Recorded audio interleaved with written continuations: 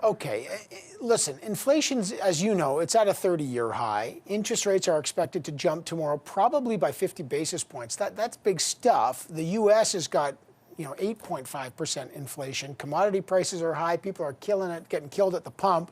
What immediate relief to citizens will your government bring? Well, that's a great question, and I know people are feeling the pinch at the pumps and at the grocery store. Three quick things. Why are we seeing inflation? It's, as you've said, the U.S. has got high numbers. We're seeing elevated numbers here in Canada. The war in Ukraine is jacking up oil prices. We've got supply shocks, in part because of China's COVID-0 strategy, and Canadians bought a lot of goods during the pandemic, and that also snarled supply chains. So what are we doing?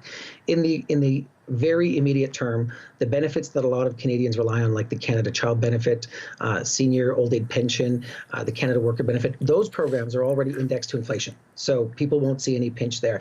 When we talk about the Canada Child Benefit, Evan, not the Canada Child Benefit, the Early Childhood Program that was just signed 2 weeks ago with Ontario and now is across the country, that's in my own province, $5,600 on average in the pockets of families with young children.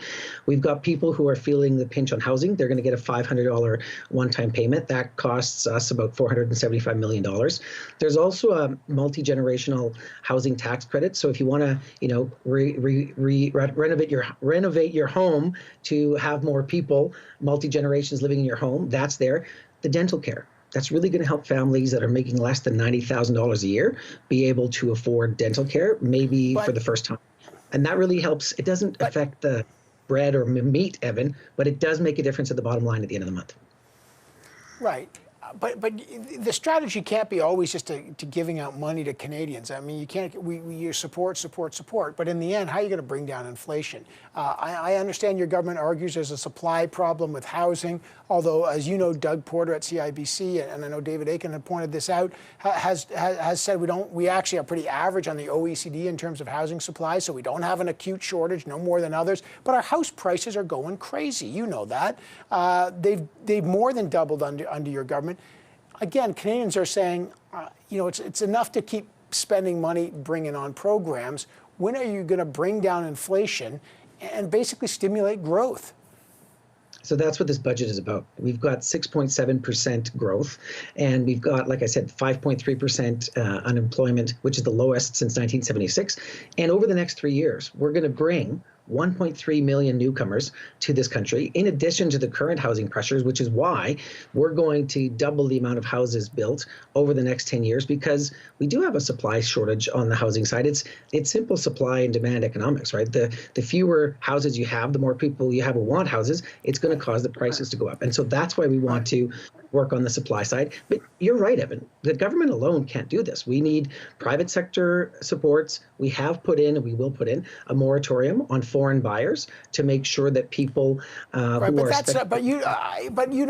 get those. Those are very much at the margins. They're going to have a marginal, if any, effect. But I understand they're long-term factors and they're complicated factors. I just have you for a minute, Minister, and if you don't mind, I just want to try to get this on the record. In the budget, there's a $15 billion Canadian growth fund. It's there for green transition. And I want people to understand it. It's supposed to attract these public-private partnerships investment. And your government says for every dollar of public money invested, $3 to $4 of private money will be invested in the transition.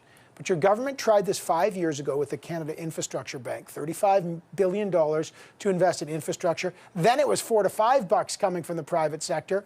It's been a bust, basically. $19 billion invested, only $7 billion from the private sector. Why should anyone trust that this new fund would be any more successful than the last one? So I'm not going to go as far as calling it a bust, Evan, but I will say that I think the Canada Infrastructure Bank was probably scoped a little bit too narrowly. And in this budget, we've increased the scope of the Canadian Infrastructure Bank. When it comes to the Canada Growth Fund, we're talking arm's length. We're talking, creating it like a capital fund.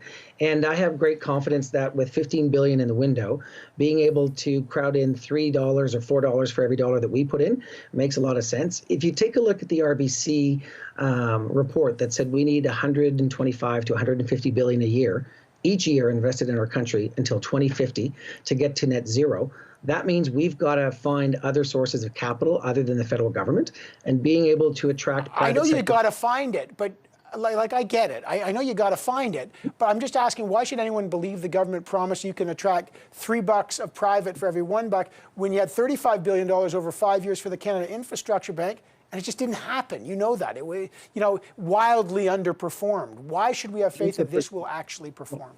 I like your question, Evan, because we got to be accountable. So here's the proof point: the green bond that we announced a month ago was put at $5 billion, and we had $11 billion worth of interest. So if that's the bond market saying that they see that Canada is a good place to invest in green projects, I'm very confident that local capital, domestic capital, and international capital will be able to come into the Canada Growth Fund when we de-risk it and are the first to invest in important projects that we need to get to net zero. Randy Boissonnault, good to have you on the program.